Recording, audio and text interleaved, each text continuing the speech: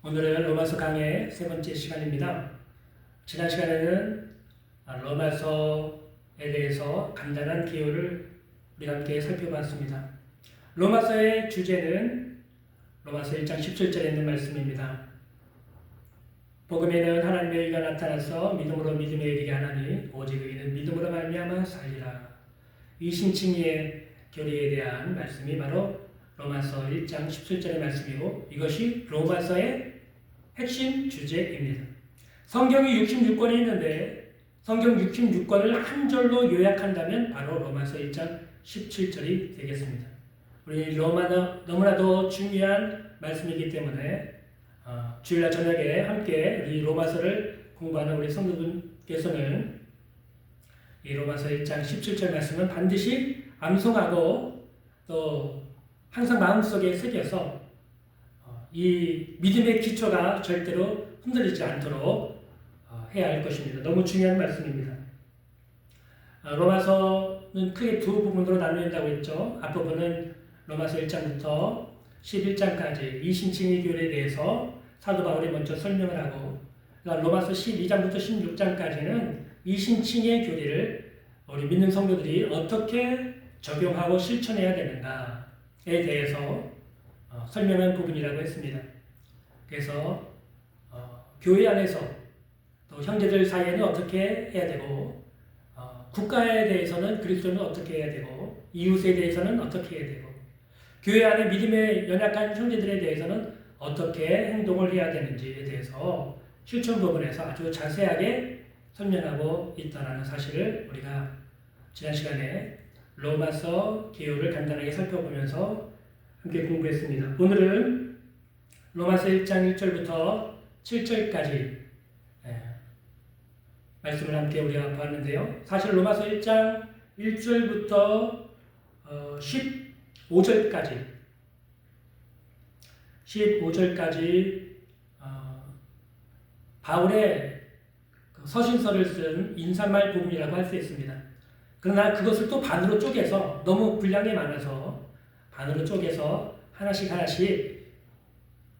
때로는 한 단어를 가지고 분석을 하면서 때로는 한 문장을 분석하면서 우리가 로마서를 자세하게 공부를 하려고 합니다. 그래서 사실은 1절부터 17절까지 또는 16절까지 이렇게 띄어서 봐야 되는데 통으로 볼 수 있는데 또 세부적으로 잘라서 오늘은 1절부터 7절까지 말씀을 함께 살펴보려고 합니다. 이 부분은 바울이 로마서를 쓴 인사말 부분에 해당합니다. 우리가 서신서를 쓸 때 또는 우리가 카톡이나 문자를 보낼 때 안녕하세요. 추운 겨울이 왔습니다.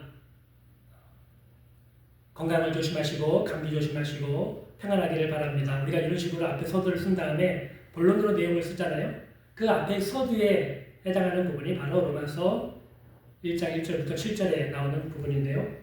그럼에도 불구하고 이 짧은 부분이지만 이 안에는 너무나 귀중한 진리들이 담겨져 있기 때문에 하나씩 이 시간에 살펴서 함께 공부를 해보려고 합니다. 먼저 로마서 1장 1절을 함께 보겠습니다.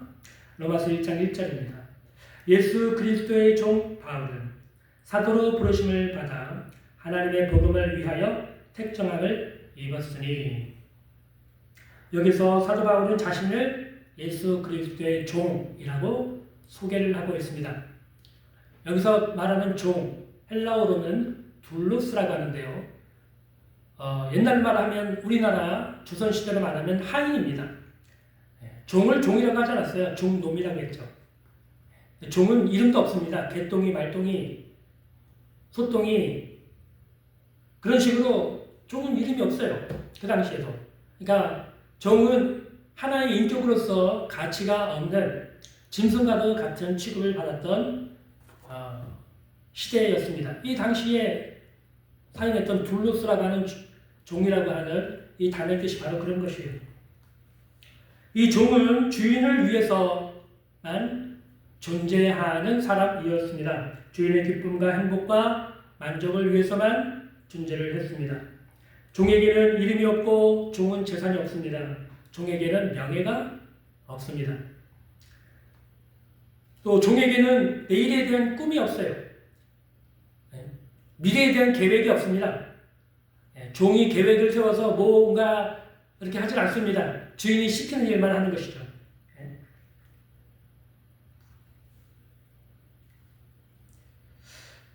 바울은 자기 자신을 예수 그리스도의 종이라고 소개를 했습니다.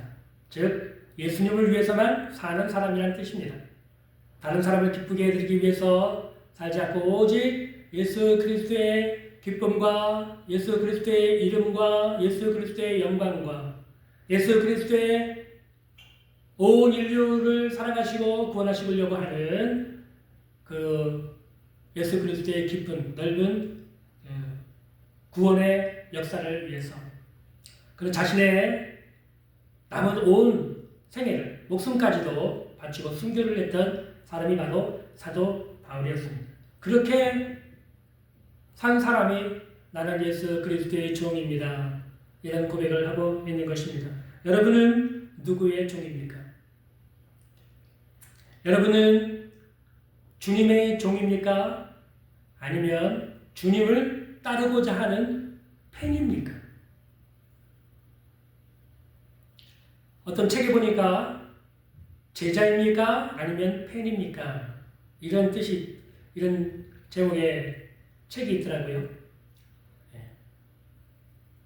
주님을 따르는 제자는 주님을 위해서 목숨을 바치는 사람이 주님의 제자입니다. 반면에 팬은 어떤 사람입니까? 팬은 자신이 따르는 가수나 영화배우나 아니면 존경하는 어떤 인물, 그 사람을 위해서 희생하지 않아요. 자기가 좋은 것만 취하고 나쁜 것은 자기가 손해가 되는 일은 잘 하지 않습니다. 목숨까지 버리지 않습니다. 그러나 제자는 다릅니다. 누구든지 나를 따라오려거든 자기 십자가를 지고 자기를 부인하고 나를 따를 것이다. 즉 목숨을 걸고 주님은 자신을 따라오라고 제자들에게 말씀을 하셨습니다. 자기의 모든 것을 버리고 오직 주님만을 위해서 살아가려고 결단한 사람, 그런 인생으로 자기 자신을 바라보는 사람, 그 사람이 바로 예수 그리스도의 종입니다. 우리 성도들을 여러분은 어떤 사람입니까? 세상을 위해서 살도록 부름받은 것이 아니라 우리는 예수 그리스도의 종으로 이 세상에서 부름받은 예수 그리스도의 종입니다. 이 사실을 여러분 분명히 깨달으시기를 바랍니다. 또 바울은 자신을 예수 그리스도의 사도라고 소개를 하고 있습니다. 사도란 말은 헬라어로 아포스톨로스라고 하는 단어인데요. 보냄을 받았다. 일정한 어떤 일을 이루기 위해서 지명을 받아서 보내진 사람을 사도라고 합니다. 즉 사도 바울은 자신이 예수 그리스도께서 자신을 임명해서 이방인에게 복음을 전하라고 보냄을 받은 사람이다. 이렇게 자신을 소개를 하고 있는 것이죠. 왜 그렇게 자신을 소개했을까요? 첫 번째는 그가 다메섹에서 회심했을 때의 일을 우리가 기억할 필요가 있습니다. 사도행전 9장 15절을 보겠습니다. 사도행전 9장 15절. 사도행전 9장 15절에 보면은 바울이 빛 가운데 나타나신 예수님을 만나고 회심할 때 그 다메섹 성에 아나니아라고 하는 한 형제가 예수님으로부터 계시를 받죠. 이런 말씀을 듣습니다. 사도행전 9장 15절. 주께서 이르시되 가라, 이 사람은 내 이름을 이방인과 임금들과 이스라엘 자손들에게 전하기 위하여 택한 나의 그릇이다. 이방 사람들을 위해서 더 많은 임금들 또 이스라엘 자손들을 위해서 택한 나의 그릇이다. 즉 이방인의 사도로 내가 저 사람을 택했다라고 하는 말씀으로 우리가 해석할 수도 있습니다. 또 사도 바울이 이 로마서 제일 서두에 나는 예수 그리스도의 사도입니다. 이렇게 소개하게 된 배경에는 이 당시에 많은 성도들이 사도 바울의 사도직에 대해서 의아하게 생각하고 의심하는 성도들도 많이 있었기 때문이라고 생각이 됩니다. 왜냐하면 이 당시에 사도 바울이 사역한 당시에만 해도 12사도가 아직도 살아계셨어요. 베드로, 요한, 야고보가 살아계셨고, 그리고 다른 제자들도 살아계시고, 다른 유다는 물론 자결을 해서 돌아가시고, 또 마띠아라고 하는 다른 제자가 뽑혀서 사도의 수에 들어가서 12사도가 활동을 하고 있었습니다. 그 유대인들의 입장에서 볼 때는 예수님이 공생을 사는 동안에 예수님이 직접 12명을 지명하시고 부르신 그 사람들을 사도라고 부르셨거든요. 그러니까 예수님이 사도라고 부르신 12명이 있는데, 이 사도 바울 같은 경우에는 예수님이 공생에 사역하실 때 그 자리에 없었거든요. 예수님을 따르는 사람이 아니었습니다. 그 당시에는. 그렇기 때문에 일반 유대인이나 이방인 성도들이 볼 때 이방인의 사도라고 부르는 바울의 이 말에 대해서 굉장히 의심을 갖고 의아하게 생각하는 성도들이 많았을 것이라고 생각이 됩니다. 그럼에도 불구하고 사도 바울은 자신이 이방인의 사도로 부름을 받았다, 이렇게 확신을 하고 있었는데요. 갈라디아서 2장 8절에 보면 그 확신이 이렇게 기록되어 있습니다. 베드로에게 역사하사 그를 할례자의 사도로 삼으시니라. 또한 내게 역사하사 나를 이방인의 사도로 삼으셨다. 이렇게 고백을 합니다.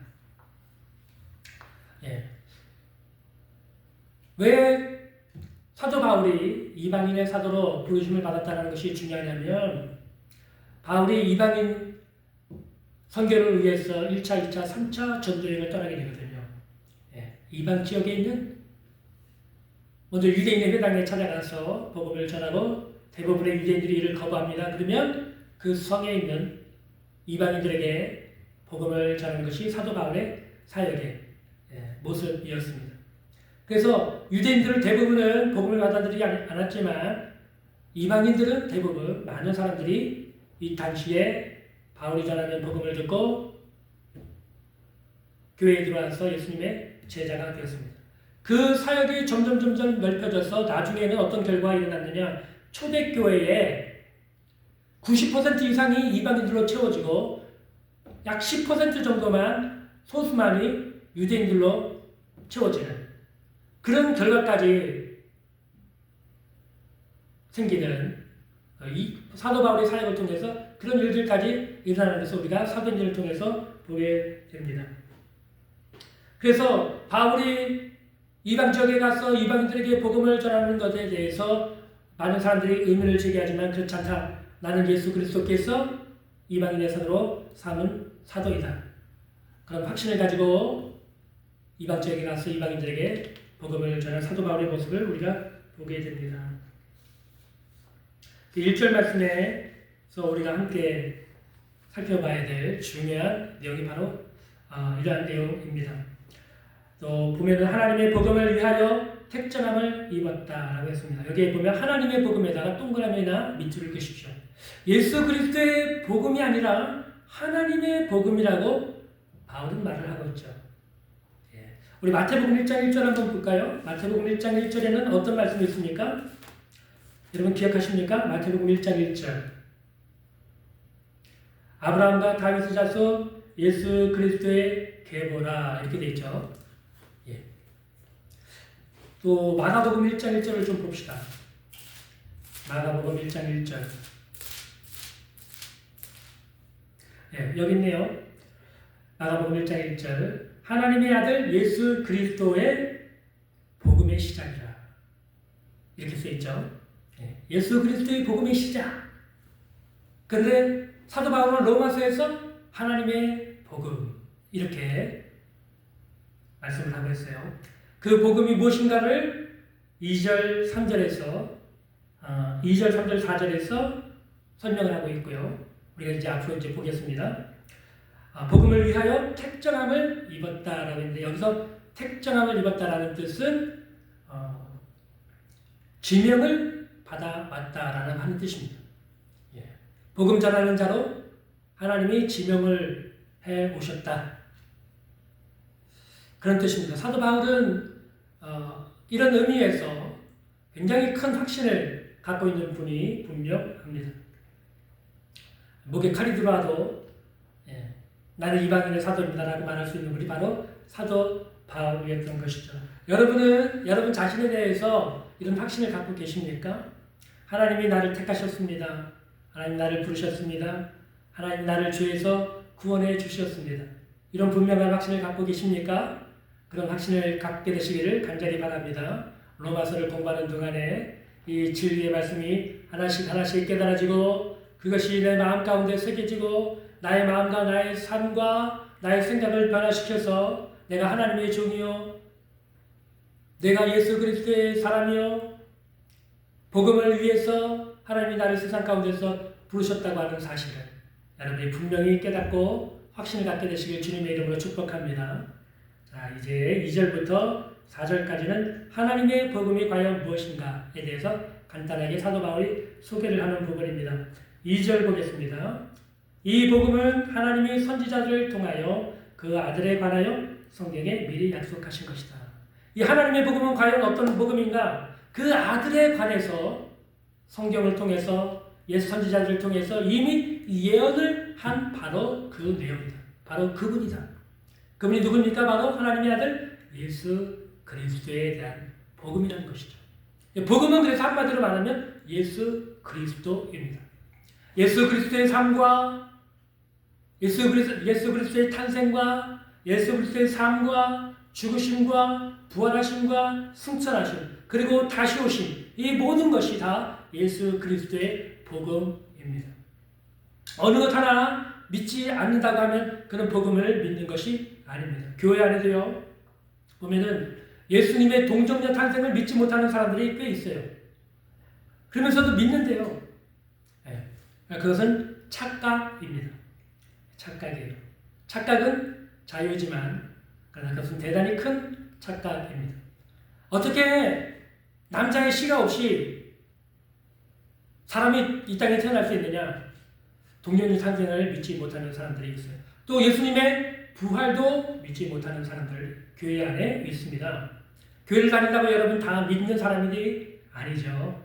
교회 안에는 믿는 사람과 믿지 않는 사람이 섞여 있습니다. 어떤 사람은 자신이 구원받을 믿음을 갖고 있는데도 불구하고 확신이 없어서 자신을 구원받지 못한 사람이라고 생각하는 사람도 있어요. 참 안타까운 일이죠. 구원받을 만한 예수 그리스도의 십자가와 부활의 공로가 자신의 모든 죄를 다 용서해 주셨다고 하는 믿음이 있어요. 그럼에도 불구하고 확신이 없어요. 그래서 자신은 꼭 구원받지 못한 사람이라고 생각하는 사람도 있고 반면에 그 사람은 거듭나지 않았어요. 예수님을 믿지도 않았고 구원자로 알지도 않고 예수님의 십자가와 보혈도 부활도 믿지 않고 그런데도 불구하고 자신은 구원받았다고 착각하는 사람들이 있습니다.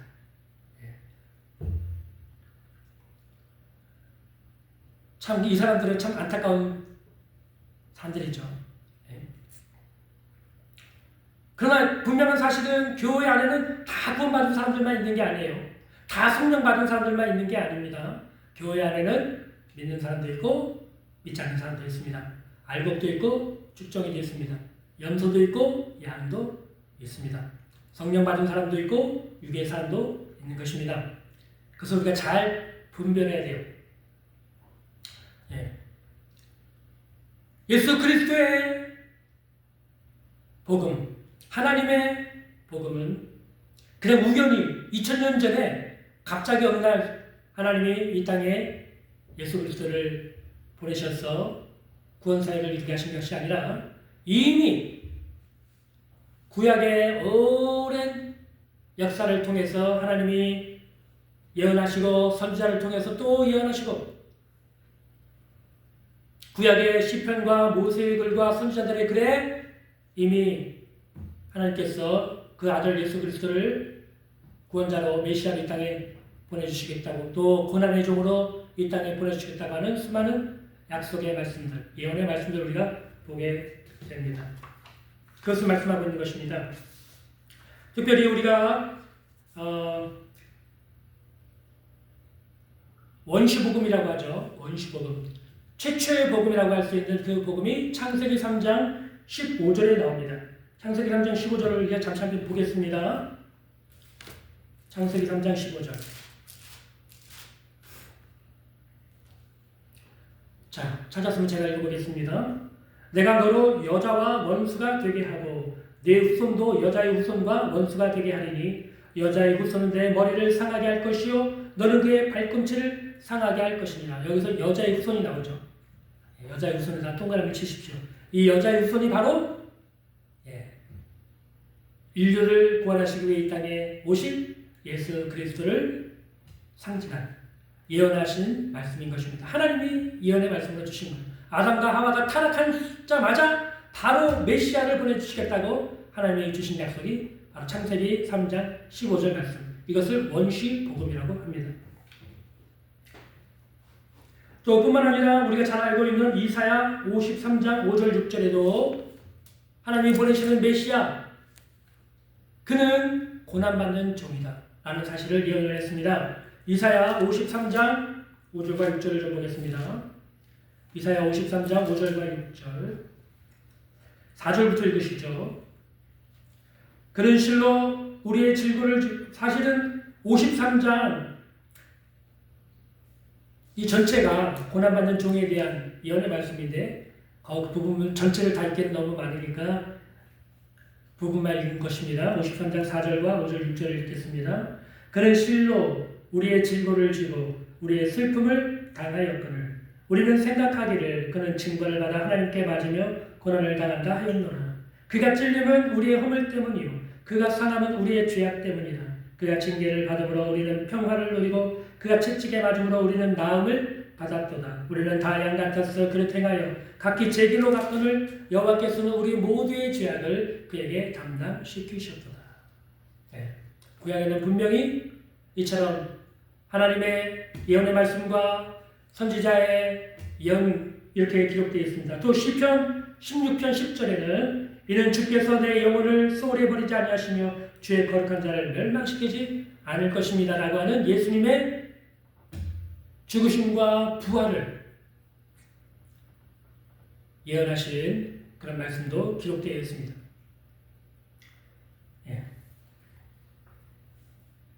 자, 다시 이제 로마서로 돌아가 보겠습니다. 로마서 1장 3절입니다. 그의 아들에 관하여 말하면 육신으로는 다윗의 혈통에서 나셨고 라고 했습니다. 예수님은 누구신가? 다윗의 혈통에서 나신 참 인간이었다라는 것이죠. 이것이 중요한 것입니다. 메시아가 되기 위해서는 두 가지 조건이 반드시 필요합니다. 그는 반드시 사람이어야 됩니다. 왜냐하면 사람이기 때문에 사람의 죄를 담당할 수가 있어요. 그렇죠? 사람이 사람의 죄를 담당할 수 있습니다. 근데 그 사람이 어떤 사람이어야 되느냐? 죄가 없는 사람이어야 됩니다. 죄가 있는 사람이 다른 죄 있는 사람의 죄를 대신할 수가 없는 것입니다. 그렇죠? 나도 살인자고 저 사람도 살인자인데 내가 저 살인자의 죄를 내가 대신하겠습니다. 법정에서 통하지가 않습니다. 왜냐하면 나도 살인죄로 인해서 죽을 사람인데 어차피 내가 내 죄로 죽을 사람인데 저 사람의 죄를 어떻게 대신합니까? 그게 가능하지가 않은 것입니다. 인류의 죄를 구원할 메시아는 첫 번째 조건은 사람이어야 됩니다. 그러나 어떤 사람이어야 됩니까? 죄가 없는 사람이어야 됩니다. 그런데 그분이 구약의 예언의 말씀을 따라서 다윗의 혈통에서 태어나셨고 요셉의 아들로 태어났다. 는 것이 우리 성경의 말씀을 통해서 우리가 보게 됩니다. 특별히 미가서 5장 2절을 보면 베들레헴 에브라다야 너는 유다 족속 중에 작을지라도 이스라엘 다스릴 자가 네게서 네게로 나올 것이라 그의 근본은 상고에 영원에 있느니라. 베들레헴에서 이스라엘의 지도자 메시아가 탄생할 것이다. 예수님이 베들레헴 마을간에서 탄생하신 사건을 미가 선지자가 예언을 해놓은 것이고요. 또 사무엘하 7장 12절 13절에 보면 다윗의 언약이라고 하는 말씀이 나옵니다.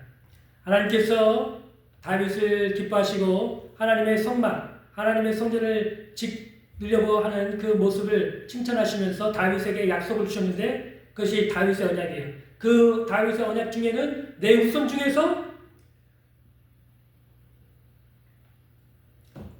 네 뒤를 이어서 왕이 될 자가 태어날 것이고 내가 그의 왕위를 영원토록 보장해 주겠다고 하는 말씀이 다윗의 언약의 내용의 핵심입니다. 사무엘하 7장 12절 13절인데요. 내 수완이 찼어 내 조상들과 함께 누울 때에 네가 네 몸에서 내 씨를 너의 뒤에 세워 그의 나라를 견고하게 하리라. 그는 내 이름을 위하여 집을 건축할 것이요 나는 그의 나라 왕위를 영원히 견고하게 하리라 하는 말씀이 있습니다. 이게 바로 다윗의 언약이라고 합니다. 여기서 말씀하신 다윗의 씨, 그 왕위를 영원히 견고하게 하리라 하신 이 말씀이 바로 예수 그리스도, 메시아로 오실 예수 그리스도를 예언하고 또 상징하는 그런 말씀인 것입니다. 이런 예언에 따라서 정확히 예수님은 다윗의 혈통에서 요셉의 족복, 요셉에까지 이르러서 그 아들로 탄생하신 분이 바로 예수 그리스도이십니다. 그래서 예수님은 참 사람이면서 죄가 없는 분으로 이 땅에 오셨고 다윗의 혈통을 따라서 예언된 대로 탄생하신 분이 바로 예수님이셨다. 또 4절을 보겠습니다. 성결의 영으로는 죽은 자들 가운데서 부활하사 능력으로 하나님의 아들로 선포되셨으니 곧 우리 주 예수 그리스도시니라. 인류의 메시아가 되는 두 번째 조건, 그는 첫 번째는 반드시 사람이어야 됩니다. 어떤 사람? 죄가 없는 사람이어야 됩니다. 두 번째는 그는 사람이면서 동시에 하나님이셔야 됩니다. 왜 이런 조건이 붙을까요? 왜 이런 자격이 필요할까요? 여러분 한번 생각해 보십시오.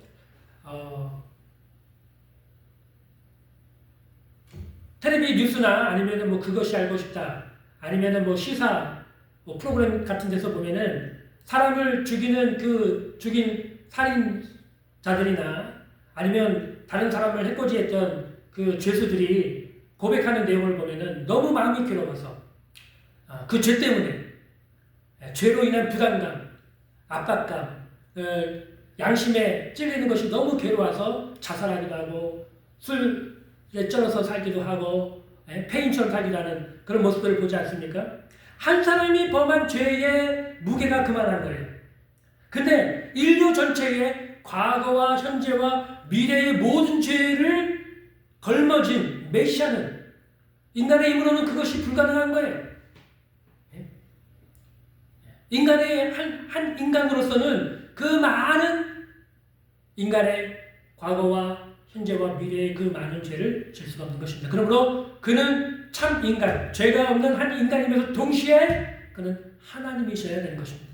그래서 하나님의 아들이 인간의 몸을 입고 이 땅에 오셔서 십자가에서 인류의 모든 죄를 대신 지시고 대신해서 죽으셨습니다. 그리고 죽으신 지 4일 만에 다시 부활하심으로 그는 죄가 없는 하나님의 아들이심을 증명하신 것입니다. 사도행전 17장 30절 31절을 보겠습니다. 사실 여러분 성경을 좀 찾아보세요. 사도행전 17장 30절 31절입니다. 사도행전 17장 30절 31절인데 이 두 구절에는 별표를 3개에서 5개를 치십시오. 사도행전 17장 30절 31절입니다. 너무 중요한 말씀이에요.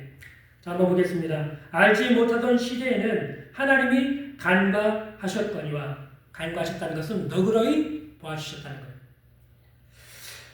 이제는 어디든지 사람에게 다 명하사 회개하라 하셨으니 이는 정하신 사람으로, 정하신 사람은 바로 예수 그리스도이십니다. 심판장으로 정하셨죠. 하여금 천하를 공의로 심판할 날을 작정하시고 이에 그를 죽은 자 가운데서 다시 살리신 것으로 모든 사람에게 믿을 만한 증거를 주셨습니다. 여기 보면은 모든 사람에게 믿을 만한 증거를 주셨다고 이렇게 표현이 되어 있죠. 헬라어 원어 성경에 보면 모든 사람에게 믿음을 주셨다고 되어 있습니다. 믿을 만한 증거를 주신 것하고 믿음을 주셨다고 하는 이 표현과 의미의 차이는 너무 다르죠.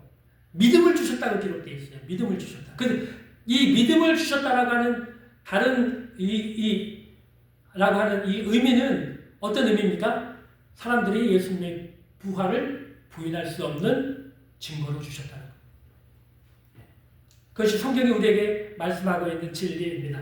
예수님은 반드시 분명하게 2000년 전에 우리 인류의 죄를 대신 지시고 십자가에 죽으셨다가 3일 만에 다시 분명히 부활하셨습니다. 이것이 하나님의 말씀의 증거입니다.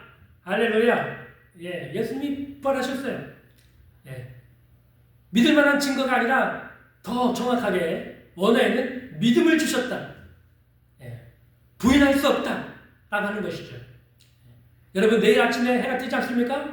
부인할 수 없는 증거죠. 2000년 전에 예수님이 부활하셨다. 부인할 수 없는 증거라고 하는 것입니다. 성경은 그렇게 오늘 우리들에게 말씀을 내주고 있는 것입니다. 예수님이 부활하셨다는 것은 그분에게는 죄가 없다는 뜻입니다. 그분이 곧 하나님의 아들이시라는 뜻입니다. 인류의 모든 사람은 다 아담의 후손으로 태어나기 때문에 아담이 타락한 본성을 가지고 산 것처럼 그의 후손은 모두가 다 그의 DNA가 물려받아서 타락한 본성을 가진 죄인으로 태어나게 됩니다. 그래서 아기로 태어났다 할지라도 그는 죽어요. 왜요? 죄인이기 때문에. 죄인으로 태어나기 때문에. 죄의 삭은 사망입니다. 그런 것입니다. 그러면 아기가 태어나서 바로 죽으면 뭐 천국 가냐 지옥 가냐 그건 나중에 우리가 로마서 8장에 가서 구원의 확신에 대해서 설명할 때 제가 다시 설명을 드리도록 하겠습니다. 지금 여기 이 부분은 그게 중요한 것이 아니에요. 아담의 후손으로 태어난 모든 사람은 아담이 가지고 마음속 그 본성 속에 가지고 있던 타락한 본성, 죄인의 본성을 DNA로 물려받아서 태어납니다. 죄인으로 태어납니다. 모든 사람이 다 죄인으로 태어납니다. 그래서 죽을 수밖에 없는 존재가 된 것입니다. 그러나 예수님은 죽을 수가 없는 분이에요. 왜요? 죄가 없는 분이시기 때문에. 근데 그분은 우리 인류를 대신해서 십자가에서 죽으시고 죄값을 치르시고 죽으셨다가 음부에 내려가셨다가 3일 만에 다시 부활하셨습니다. 그분은 죄가 없는 하나님의 아들이심을 입증하신 것입니다. 능력으로, 하나님의 능력으로 예수님이 하나님의 아들이시고 인류의 권자라는 사실을 입증하신 것이 바로 예수님의 부활이신 것입니다. 그것이 하나님의 복음의 내용입니다. 그러면 이 복음을 우리가 알게 되고 듣게 되고 믿게 되면 어떻게 됩니까? 로마서 1장 5절과 6절을 보겠습니다. 그로 말미암아 우리가 은혜와 사도의 직분을 받아 그의 이름을 위하여 모든 이방인 중에서 믿어 순종하게 하나니 너희도 그들 중에서 예수 그리스도의 것으로 부르심을 받은 자니라. 첫 번째, 우리의 인생이 예수 그리스도의 복음을 믿고 우리가 예수 그리스도를 구주로 믿고 영접하게 되면 우리의 인생이 예수님의 소유로 이전된다는 것입니다. 할렐루야. 저는 이 말씀이 얼마나 좋은지 몰라요. 우리 인생이 우리 손에 달려있지 않다는 사실이 얼마나 감사한지 모릅니다. 우리 인생은 우리의 손에 달려있는 것이 아닙니다. 그분의 손에 달려있는 것입니다. 여러분에게 핸드폰이 있죠? 예를 한번 들어보겠습니다. 여러분이 다 핸드폰을 갖고 계시죠? 여러분 것입니다. 그죠? 여러분 손에 있는 그 핸드폰을 누구에게 빌려주거나 아니면 그냥 다른 사람이 여러분 핸드폰을 마음대로 쓰도록 놔둡니까? 그렇지 않죠?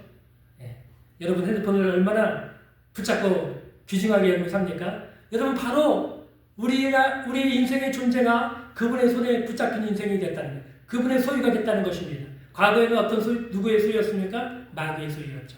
마귀의 종로를 타던 우리 인생이었습니다. 죄의 종로를 타던 인생이었습니다. 사망의 줄에 매여서 고통당하던 우리 인생이었는데 이제 예수 그리스도의 십자가와 부활의 복음을 통해서 우리가 믿음으로 말미암아 그 모든 것에서 해방되어서 이제 주님의 것이 된 것입니다. 로마서 8장 1절과 2절에 그러므로 누구든지 그리스도 예수 안에 있으면 그리스도 안에 있는 자에게는 정죄함이 없나니 이는 그리스도 예수 안에 있는 생명의 성령의 법이 죄와 사망의 법에서 너를 해방하여서 이제는 우리가 예수 그리스도의 것으로 소유가 된 것입니다. 할렐루야.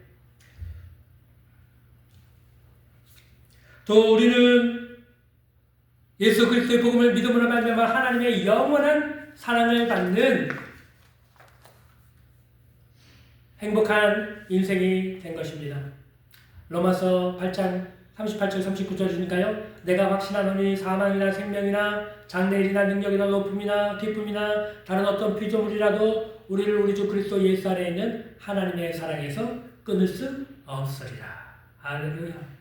하나님의 끊을 수 없는 사랑, 하나님의 영원토록 변함없는 사랑을 받는 존재가 우리가 바로 된 것입니다. 우리는 사랑 덩어리가 된 것인 겁니다. 하나님이 보실 때에 기쁨을 이기지 못하시고 우리를 보실 때에 웃음이 떠나가지 않으시는 그런 존재가 된 것입니다. 그러나 마귀는 우리를 찾아와서 제일 먼저 시험하는 것이 바로 이 부분입니다. 하나님이 널 사랑하지 않으시는 것 같아. 하나님이 널 사랑하신다면 왜 이렇게 어려운 문제가 생기고 왜 이렇게 고통스러운 삶이 계속되지? 하나님은 분명히 널 이신 게 분명해. 그렇지 않고서야 어떻게 너에게 이런 일이 일어날 수 있도록 하나님이 놔두실 수가 있어. 그렇게 우리를 찾아와서 마귀가 시험하고 유혹합니다. 그러면 그때 여러분 어떻게 해야 됩니까? 단호하게 하나님의 말씀을 붙들고 믿음으로 마귀를 물리쳐야 되는 것입니다. 예수의 이름으로 명하노니 악하고 더러운 귀신 떠나갈지어다. 로마서 8장 38절 39절에 보면 그 어떤 피조물도 우리를 하나님의 그리스도 예수 안에 있는 하나님의 사랑에서 끊을 수 없다고 그랬다. 하나님의 영원한 사랑으로 나를 사랑하신다고 말씀하고 있다. 그러므로 너의 거짓말하고 있는 것이야. 나서는 예수의 이름으로 악하고 더러운 귀신 떠나갈지어다 하고 단숨에 물리쳐야 되는 것입니다. 그 소리를 들으시면 안 돼요. 마귀의 소리를 들으시면 안 돼요. 유혹자의 소리를 들으면 망합니다. 우리는 하나님의 말씀을 들어야죠. 그 하나님의 말씀을 믿으셔야 됩니다. 그 믿는 것을 입으로 시행하십시오. 선포하십시오. 그럼 악하고 더러운 귀신 떠나가게 될 것입니다. 우리는 하나님의 소리가 됐고 사랑받는 존재가 됐습니다. 또 믿어 순종하게 되었다라고 말씀하고 있어요. 한번 보겠습니다. 로마서 5절입니다. 그로 말미암아 우리가 예수와 은혜와 사도의 직분을 받아 그 이름을 위하여 모든 이방인 중에서 믿어 순종하게 하나니. 믿어 순종하게 한다 라는 뜻은 믿음의 순종을 위해서 너희가 부르심을 받았다 하는 것입니다. 즉 우리가 부르심을 받은 것을 무엇 때문인가? 믿음의 순종을 위해서라는 것입니다. 사도 바울은 자신의 사역을 사람들을 믿음으로 초청을 하여 그리스도의 주권에 순종케 하는 것으로 보았다. 카리스 주석에서는 이렇게 해석을 하고 있습니다. 믿음으로 순종하는 삶을 살도록 부르셨다는 거예요. 복음을 통해서, 믿음을 통해서. 그러므로 믿음을 가지면 믿음이 있는 사람은 순종하게 돼 있다는 것이죠. 믿는다고 하면서도 복음 진리에 순종하지 않고 자기 고집대로, 자기 마음대로, 자기 생각대로 사는 사람은 믿음이 있는 사람이 아니에요. 그것은 가짜 믿음입니다. 열매가 없고 변화가 없는 믿음은, 성숙이 없는 믿음은 가짜예요. 문제가 심각한 것입니다. 그 자신 스스로가 자기의 믿음을 살펴볼 필요가 있습니다. 과거보다 오늘이 더 예수님을 닮아가야 돼요. 오늘보다 또 몇 년 후에가 더 예수님을 닮아가야 돼요. 이것이 정상이에요. 이것이 정상입니다. 자라지도 않고 변하지도 않고 성숙하지도 않는 믿음은 병된 믿음이요 잘못된 믿음인 것입니다. 그 믿음 가지고는 주님 앞에 설 수 없어요.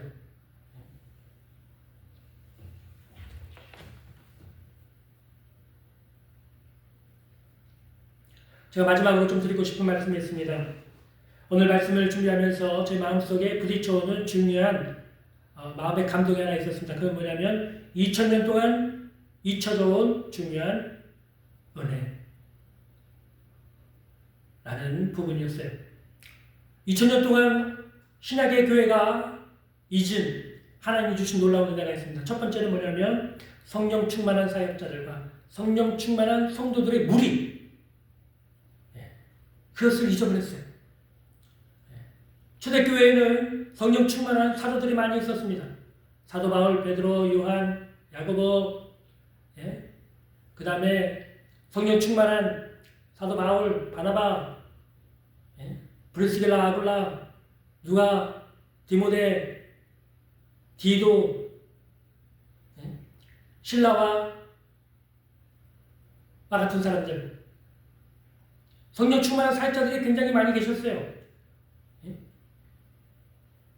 또 성령 충만한 성도들의 무리들이 많이 있었습니다. 데살로니가의 경우에는 바울이 거기서 한 주인가 두 주밖에 복음을 전하지 않는데도 거기에 믿는 사람들, 제자들이 다 성령이 충만했다고 했어요. 사도 바울이 데살로니가 지역에서 쫓겨나서 다른 곳으로 갔어도 거기에 남아있던 제자들은 여전히 성령이 충만한 상태로 남아있었다고 했어요. 네. 그 교회 전체가 성령 충만한 성도들로 존재하고 있었다는 것이죠. 사도행전 2장에 나오는 예루살렘 교회는 안 그렇습니까? 거기도 다 성령이 충만한 교회였어요. 예? 사마리아 교회도 바울이 빌립 집사의 복음전도를 듣고 베드로와 요한이 와서 안수함으로 사마리아 교회도 성도들이 충만한 성도들이었습니다.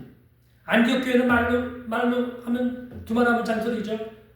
바울과 바나바가 목회를 했으니 성령 충만 안 할 수가 없죠. 예? 그렇지 않습니까? 예. 성령 충만한 목회자, 성령 충만한 성도들 쉽게 볼 수 있었어요. 그러나 오늘날은 어떻습니까? 과거에는 또 어떻습니까? 성령 충만한 목회자나 성령 충만한 성도들의 무리를 쉽게 볼 수 있습니까? 볼 수 없죠. 예. 뭔가 문제가 있는 것입니다. 뭔가 교리적으로 문제가 있든지 아니면 우리의 삶에 믿음의 문제가 있든지 문제가 있는 것입니다. 우리는 2000년 동안 그렇게 헤매면서 살아왔다는 것입니다. 하나님의 놀라운 은혜를 잊어버리고 살아왔던 것이죠. 두 번째, 이신칭의의 교리입니다. 이신칭의의 교리도 약 1500년 동안, 종교개혁이 1500년대에 있었잖아요. 약 1500년 동안에 믿음으로 말미암아 구원받는다고 하는 이 이신칭의의 교리도 여러분 많은 사람들에게 눈에 잊혀진 그런 교리가 되었습니다. 1500년 동안 초대교회 이후에 1500년 동안이나 잠들어 있었던 교리였어요. 그러나 하나님께서 마틴 루터 신부를 통해서 로마서를 공부하는 마틴 루터 신부님의 마음 가운데 이 진리의 말씀이 큰 감동으로 다가왔고 믿음으로 말미암아 사람으로부터 구원받는다고 하는 이 놀라운 진리를 발견하고 종교개혁을 일으키게 됐던 것입니다. 1738년 5월 28일 날 영국에 있는 한 거리에서 회심을 한 우리 감리교 창시자 존 웨슬레이 목사님도 믿음으로 사람이 의롭다함을 받는다 라고 하는 이 진리를 깨닫고 영국을 변화시키는 놀라운 부흥의 역사를 만들어낸 것입니다. 그러면 로마서의 이 이신칭의 교리를 우리가 공부하고 또 깨닫고 또 그것을 마음에 새긴다는 것은 너무나 귀중하고 너무나 중요한 것입니다. 1500년 동안이나 잠들어 있었던 너무나 중요한 교리였던 것입니다. 세 번째로는요, 제자 훈련을 통한 영적인 성장과 돌봄 사역이 어둠 가운데 묻혀 있었습니다. 제자 훈련을 신약의 교회가 잊어버리고 2000년이라는 역사를 흘려봤습니다. 종교개혁을 통해서도 제자 훈련 사역은 나타나지 않았습니다. 1900년 중반에 외국의 어떤 목사님이 제자 훈련에 대해서 눈을 뜨게 됐고 또 그분과 비슷한 여러 명의 분들이 제자 훈련의 사역의 중요성을 깨닫고서 책을 내고 제자 훈련을 하기 시작했고 1980년대 하영조 목사님, 오늘의 교회 고 하영조 목사님, 사랑의 교회 고 옥하는 목사님과 같은 분들이 한국교회에서 제자 훈련을 하는 목회를 통해서 성도들을 말씀으로 기도로 양육하고 믿음이 성장하도록 돕는 제자훈련 사역을 하셨습니다.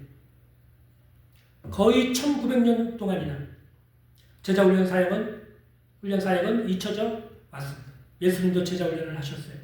사도 바울도 제자훈련을 했습니다. 고린도에서는 1년 6개월, 에베소에서는 3년 밤낮을 가리지 않고 성령 충만 복음을 사도 바울이 전한 복음을 듣고 믿은 성도들을 모아놓고 매일같이 그 사람들을 붙들고 말씀을 가르치고 기도 훈련을 시키고 경건 훈련을 시키고 순종의 훈련을 시키고 바울 자신을 닮도록 예수 그리스도를 닮도록 그리스도의 교훈에 합당한 삶을 살도록 양육하고 격려하고 때로는 책망하고 양육하고 권면하고 책망하고 그러면서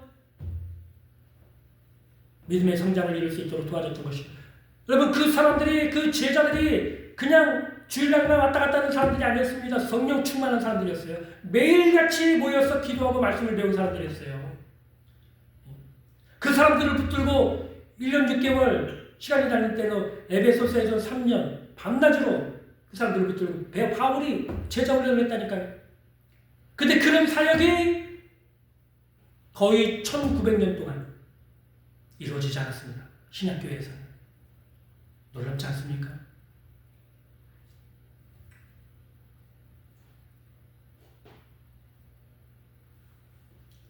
그래서 우리는 다시 이 제자훈련의 중요성을 깨달아야 됩니다.